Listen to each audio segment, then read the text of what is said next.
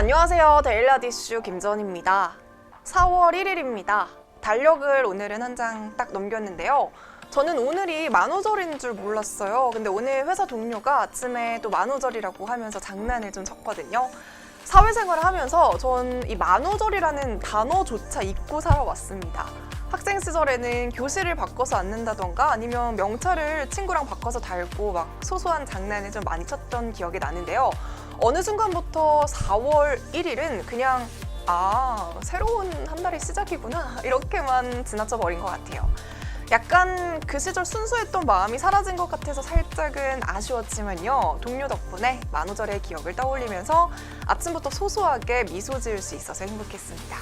네, 그럼 4월 1일 데일리하디슈 오늘도 즐겁게 시작해볼게요. 먼저 간밤 뉴욕 증시에서 주요 지수는 경제 지표가 예상을 상회했지만 여전히 코로나19로 인한 공포가 확산되면서 일제히 하락하면서 마감했습니다.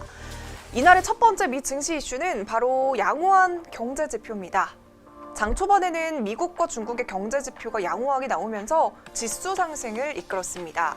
중국 국가통계국이 발표한 3월 제조업 PMI는 전월 35.7에서 52로 큰 폭으로 반등했고요.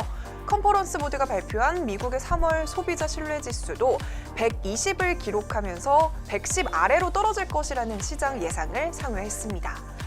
뿐만 아니라 공급관리협회 시카고에 따르면 3월 시카고 PMI는 47.8을 기록하면서 전월 49에서 내렸지만 이 월스트리트 저널이 집계한 시장 전망 40보다는 상회했습니다. 또한 글로벌 각국의 경기 부양책 역시 지속되고 있습니다. 연준은 긴급 성명을 통해서 외국 중앙은행에 대한 유동성 공급을 위해 환매 조건부 채권 거래를 시행하겠다고 밝혔는데요. 통화 스와프 확대에 이어서 이 달러 유동성 문제를 막겠다는 의도입니다.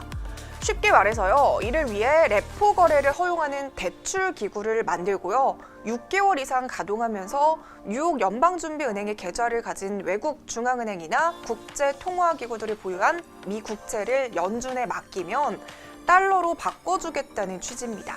한마디로 스와프 거래 방식인 거죠. 이에 따라 한국은행은 굳이 미 국채를 시장에서 내다 팔 필요 없이 수백억 달러를 추가로 조달할 수 있게 됐습니다. 이렇게 양호한 경제 지표와 경기 부양책에도 증시는 떨어졌습니다. 그 이유는 바로 두 번째 미 증시 이슈인 코로나19에 따른 경기 침체 우려와 공포 확산입니다. 미국에서 코로나19 사태가 날로 확산이 되면서 사망자 수가 중국을 넘어설 만큼 심각해지고 있습니다. 실시간 통계 사이트 월도미터에 따르면 3월 초반까지만 해도 미국 내 확진자는 약 100명에서 현재는 확진자와 사망자가 각각 18만 7,280명 그리고 사망자는 3,850명으로 확진자 수는 감염국 중 1위를 기록하고 있고요. 사망자 수도 중국을 추월해서 세계 3위에 오르면서 미국은 가장 위험한 국가가 됐습니다. 이렇게 확진자가 늘어나고 사망자가 속출하면서 원래 미국인들은 이 마스크를 착용한다는 것에 좀 부정적이었지만요. 마스크에 대한 인식도 바뀌고 있는 상황이라고 합니다. 국내 증시는 외국인과 기관의 매도세에 코스피가 17포인트가량 하락하면서 출발했습니다. 코스닥도 하락으로 출발했지만 개장 10분 만에 반등에 성공하기도 했는데요. 자세한 장마감 지수는 화면으로 살펴보시죠. 네, 다음은 국내 경제 이슈 알아보도록 하겠습니다. 오늘의 국내 경제 이슈는 바로 자가격리 의무화입니다. 중앙재난안전대책본부는 전 세계적으로 코로나19 감염자가 빠르게 확산됨에 따라서 오늘 4월 1일부터 한국에 들어오는 모든 입국자에 대해 출발지와 국적에 관계없이 2주 동안 자가격리를 의무화한다고 밝혔습니다. 최근 전 세계적으로 코로나19가 확산되면서 입국 당시부터 이 유증 상자를 보이는 비율이 상당히 늘어났는데요. 코로나19 초기에는 평균적으로 하루 40명에서 50명 정도의 유증 상자 검사를 해왔고요. 양성 판정 사례도 거의 없었다고 합니다. 그런데 최근에는 유증 상자 신고 건수가 하루 300건에서 350건에 달하고 있고요. 그중에서 20명에서 30명 정도가 확진이 되고 있습니다. 이에 따라 원래는 유럽이나 미국발 입국자만 자가격리가 의무적이었지만요. 오늘부터는 모든 입국자에 대해 출발지와 국적에 관계없이 자가격리가 의무화되는데요. 여기서 유증상자는 내 외국인과 상관없이 공항에서 코로나19 진단검사를 받게 됩니다. 그리고 무증상자일 경우에는 외국인과 장기 체류 외국인은 본인 거주지에서 자가 격리를 하고요. 거주지가 없는 단기 체류 외국인은 임시시설에서 14일간 격리 생활을 하다가 격리 기간 중에 증상이 발현되면 진단검사를 받게 됩니다. 하지만 유럽에서 국내에 입국했을 때는 조금 더 엄격하게 검역을 하게 되는데요. 무증상자라도 외국인은 장기 체류와 단기 체류에 상관없이 공항에서 진단검사를 거쳐야 합니다. 만약에 이런 격리 규정을 지키지 않으면 감염병 예방법 위반으로 1년 이하의 징역 또는 1천만 원 이하의 벌금이 부과될 수 있고요. 외국인은 출입국 관리법에 따라서 강제 추방이나 입국 금지 대상이 될 수 있다고 합니다. 네, 그럼 본격적으로 오늘의 종목 살펴보겠습니다. 과연 어떤 이슈들이 있었을까요?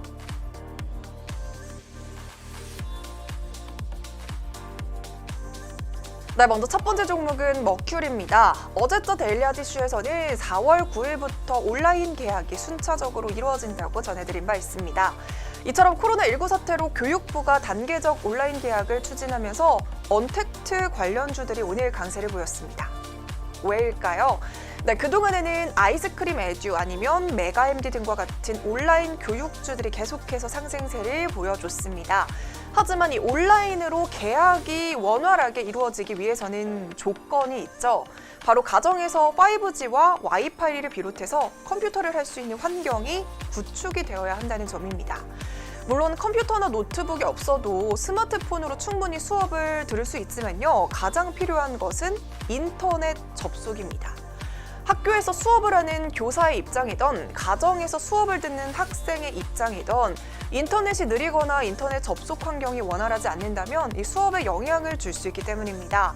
이에 따라 와이파이 공유기 1위 업체인 머큐리가 오늘 강세를 보였는데요. 머큐리는 와이파이 기술 기반의 유무선 공유기 국내 시장 점유율이 65%에 이르고요. 그래서 1위를 차지하고 있는 기업입니다.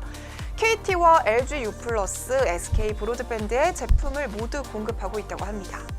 지난 1월 15일 데일리 하디슈에서도 더불어민주당이 1호 공약으로 무료 와이파이 확대를 내놓으면서 27% 넘게 상승하기도 했는데요. 이 온라인 계약과 더불어서 총선 시즌까지 맞물리면서 오늘도 역시 28% 넘는 상승세 보여줬습니다. 한편 온라인 계약과 관련해서 제2의 마스크 대란이 되지 않을까 하는 우려의 제품이 하나 있는데요. 바로 화상 카메라입니다. 실제 3월 31일을 기준으로 온라인 쇼핑몰에서 화상 카메라 저가형 모델은 모두 일시 품절된 상태고요. 4월 말에 입고 예정이라고 합니다. 이 본격적으로 온라인 계약이 시작되면 또 다른 수요 부족으로 인해서 어떤 주가가 움직임을 보이게 될지 데일리 이슈에서 빠르게 찾아서 다시 전달해 드리도록 하겠습니다. 네, 두 번째 종목은 토박스 코리아입니다. 오늘 상한가를 기록한 종목인데요. 토박스 코리아 하면 삼성출판사와 더불어서 아기상어가 가장 먼저 떠오르는 종목이 아닐까 싶습니다. 네, 오늘도 바로 아기상어와 관련한 이슈가 있었는데요. 구글에서 코로나19로 변화한 검색 트렌드를 집계한 결과 핑크퐁 아기상어의 손 씻기 송이 지난주 전 세계에서 검색량이 700% 이상 증가한 것으로 집계됐다고 합니다.